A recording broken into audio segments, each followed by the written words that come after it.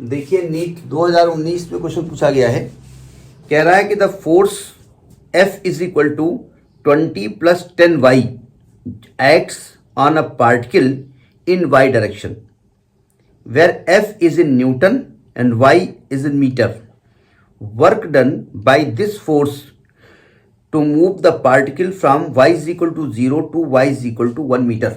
जरा समझने की कोशिश करिए. तो जनरली वर्क का फॉर्मूला क्या होता है? फोर्स इनटू डिस्प्लेसमेंट, है ना. लेकिन हमने आपको बताया था कि इस फार्मूले को लगाने की एक कंडीशन ये है कि जहां तक डिस्प्लेसमेंट हुआ है पूरे डिस्प्लेसमेंट के दौरान फोर्स कांस्टेंट होना चाहिए. लेकिन यहां पर जो फोर्स गिवन है वो दिया है 20 प्लस 10y, 20 प्लस 10y, यानी कि आपका जो फोर्स है वो y का फंक्शन है, y पर डिपेंड करता है. यानी y चेंज होगा तो फोर्स चेंज हो रहा है, यानी हर कदम पे फोर्स चेंज हो रहा है. तो यानी यहां पर work done by variable force, याद करिए आप, work done by variable force मैंने बताया था ना आपको. तो जो वर्क का फॉर्मूला क्या बताया गया था? Integration f. अब चूंकि ये y से चेंज हो रहा है इसलिए dy लिखा जाएगा. जैसे x पे चेंज होता है तो dx लिखते हैं, y पे चेंज होगा तो dy लिखेंगे. ठीक है, मतलब आपका एक तरीके से ऐसे जा रहे हैं ये कर्व, ऐसे कुछ है, ये वाला dy हो जाएगा. ठीक है, अब आपने समझ लिया होगा वहां पर. और y कहां से कहां तक जा रहा है? कह रहे y इज इक्वल टू 0 से y इज इक्वल टू 1, तो 0 से 1. तो ये तो हो गया लिखने का तरीका, समझ में आ गया. तो ये तो समझ में आ गया आपको इंटीग्रेट कब करना है.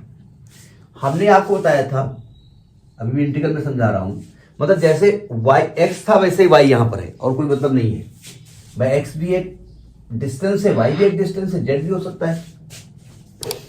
f की वैल्यू क्या है? 20 प्लस 10y dy. इसको अलग अलग इंटीग्रेट कर दो, मतलब 0 से 1 20 dy अलग कर दो, प्लस 0 से 1 10y dy अलग कर दो. अब चूंकि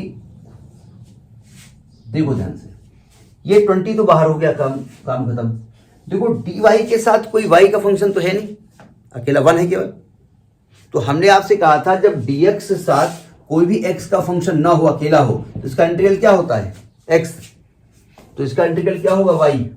और लिमिट रखने के लिए क्या करेंगे? ब्रैकेट कर देंगे और 0 से 1 यहां बाहर लिख देंगे. बात समझ में आ गई? प्लस ये 10 बाहर लिख दो, 10 से कोई मतलब नहीं है. अब देखो y है यहां पर, हमने कहा था अगर dx के साथ x की पावर n हो तो इसका इंटीग्रल होता है x पावर n प्लस 1 अपान n प्लस 1. चूंकि यहाँ y की पावर 1 है तो इसका इंटीग्रल होगा y टू पावर 1 प्लस 1 यानी 2 अपान 2, और लिमिट 0 से 1 यहां लिख देंगे. समझ आ गई बात?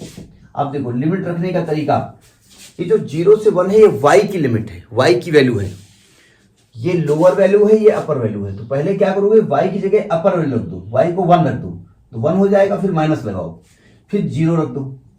ठीक, प्लस 10 बाई 2 बाहर कर दो, y की जगह 1 रखो, 1 स्क्वायर 1 माइनस 0, यानी हो गया 20 प्लस ये 5, यानी 25 जूल. ठीक है, इसका मेरे हिसाब से तो बी पार्ट सही आ रहा है. क्वेश्चन नंबर कौन सा ये?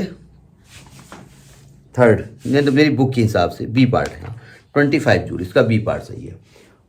अब ये बात ध्यान रखिएगा, चूंकि फोर्स की यूनिट न्यूटन लिखी है और y की यूनिट मीटर लिखी है, इसलिए न्यूटन मीटर भी लिखा हो सकता है. ठीक है, जूल भी हो सकता है. ठीक है, एक बदतमीजी और कर सकते हैं.